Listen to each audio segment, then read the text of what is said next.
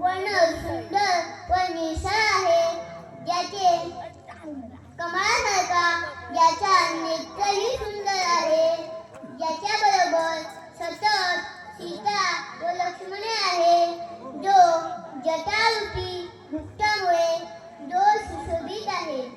सासीतून धनुर्बाण पाणी नक्तांचलांतकं स्वलीलया जगत्तातु महावीं भूतमजं विभुं. ज्याच्या एका हातात तलवार, पाठीवर बाणाचा भाता आणि दुसऱ्या हातात धनुष्यबाण आहे, जो राक्षस कुळाचा नाश करणार आहे.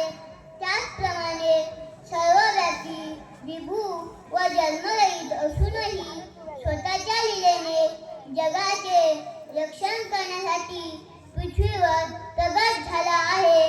अशा प्रभू श्रीरामांचे प्रथम ध्यान करून राम रक्षा पठे प्राज्ञ पापग्नि सर्व कामदान शिरो मे राघवपादु भालं दशरथात्मजां कौसल्येयो दुष्यौपादु विश्वामित्र प्रियसुती घ्राणं पातु मखत्राता मुखं सौमित्रिवत्सला.